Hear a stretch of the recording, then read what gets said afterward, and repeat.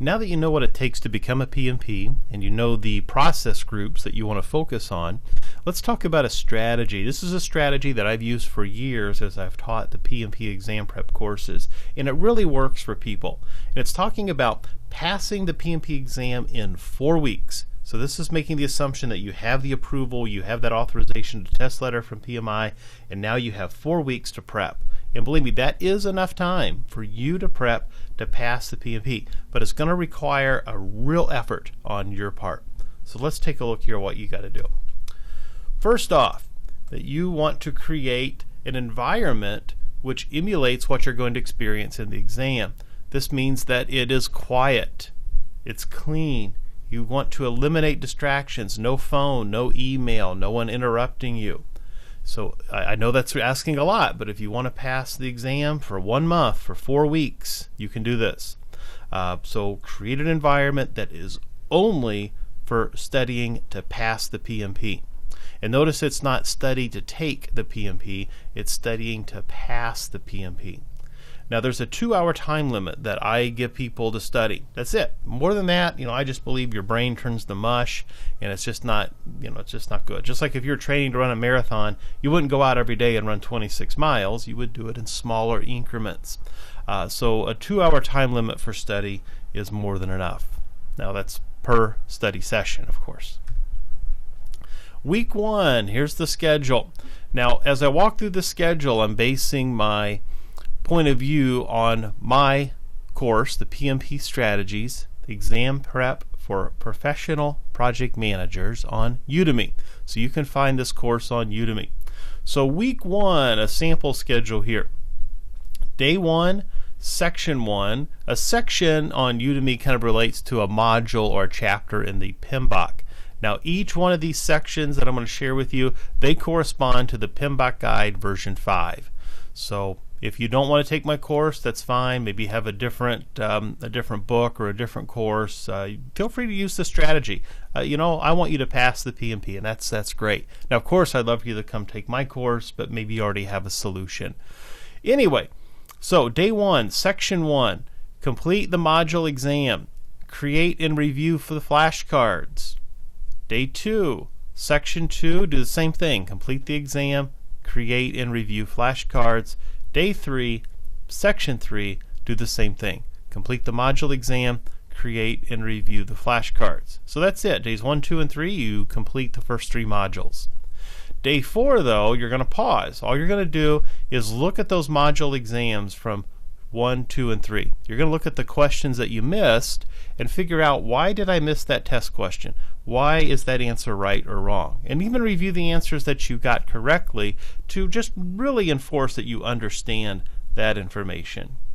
And then day 5, you're going to watch all those videos again. You're going to review sections 1, 2, and 3, the video lectures there, and review the flashcards. Now, on to day 6. On day 6, you're going to move on to module 4. So you're going to complete that exam and the flashcards. Day 7, same thing. So that's the end of the first week. You've covered 5 modules or chapters or sections on Udemy, and you have done a lot of work here in the first week. So if you want to compare this to the PMBOK, you've completed in the PMBOK the introduction to project management, the life cycle, a quick overview of the processes in chapter 3. Chapter 4, you've done project integration management, and chapter 5, you've done scope management. So that's the end of week 1. Now week 2, day 8, you're going to go into section 6. This is on, of course, on time. Complete that module exam, and then complete and review the flashcards. Day 9, you're going to pause from any new material and just review modules 4, 5, and 6. You're going to review all of the module exams that you've completed to date, review your flashcards, and then go back and watch the videos from modules 4, 5, and 6. So that's it, all the way through day 9. Now day 10, you're on to chapter 7 or module 7, and this is 6 and 7 are really important, so I kind of break this up a little bit. 7 is on cost management, so you're going to complete that module and do the flashcards. But notice on day 11, you don't get new material here. You pause again. You're going to review your module exams to date, review your flashcards, but you're going to really focus on the formulas from time and cost, chapter 6 and 7. Now the reason why is this is an area that beats up most people. You really need to know all of the formulas for earned value management in chapter 7 and how to do float in schedule and network analysis in chapter 6. So I have you pause here and really focus on those two activities.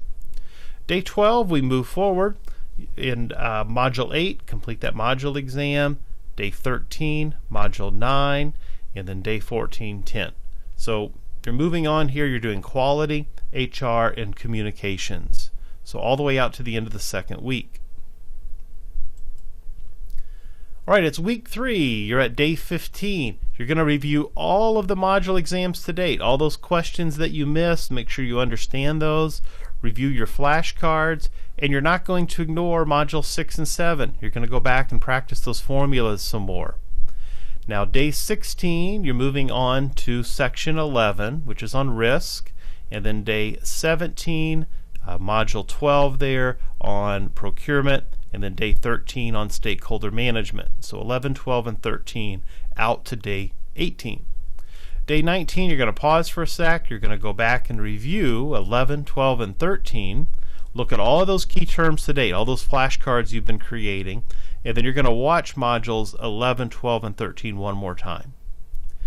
Day 20, this is section 14. You're going to complete the module exam, create and review the flashcards, and you're going to download the Code of Ethics and Professional Conduct from PMI.org. That's what module 14 is. It's a chapter on ethics. It's very short, very easy, but you have to adhere to the Code of Ethics and Professional Conduct as part of your exam for PMI. So we're at the end of week 3. You are going to complete some practice exams. I have 4 100 question practice exams, and you can complete all 4 of them. I kind of leave this up to your discretion. I think 1 or 2 would be fine, but the one that you really want to focus on is exam 1. You want to keep taking exam 1 until you get a perfect score. If you adhere to that 2-hour time limit, that'll probably take up the bulk of your time. But you're just going to keep practicing test questions here. So we have a week to go. Now we're into week 4, day 22. Review all those key terms, and then watch the module videos that you're having the most trouble with. So if you're really stuck on communications or risk or project integration management, go to those specific modules and watch the videos again. So review those chapters or sections. Day 23. You're going to confirm your familiarity with project management documents. So in particular here, remember the planning, all those planning processes that you have a plan for every knowledge area. So you have a quality plan, you have an HR plan, a communications plan, and so on. So that's what I'm talking about here. But also the other documents like your scope statement, the WBS, the charter, things of that nature. Just really look at the documents and what they're used for. And then also you're going to look at those key management topics. Now I know I leave this kind of vague here in day 23 because this is really kind of a judgment call. You can go to the topics that you think are most important or go to the ones that you think you're having the most problems with. So I let you decide what you like to do on day 23. All right, day 24. Complete exam 2 until you get a perfect score. So buzz through that exam again and again and again until you get a perfect score. Day 25, all you're going to do on this day is go through your terms, your flashcards, and then all those module exams that you've taken that you may have missed questions on, go back and look at those and make sure you understand why a particular question is right or wrong. Day 26, complete exam 3. Day 27, that's test day, pass the PMP exam. Go get it done. You can do it. So you have a plan of action now. You're going to apply for the exam. You're going to prepare to pass the exam, create a study area, a study area rather, and you're going to plan to pass the test. You can do this. I know you can do it, and I'm here to help you. So if you have comments or questions, let me know and I'll help you out. And I hope to see you on Udemy. Best of luck.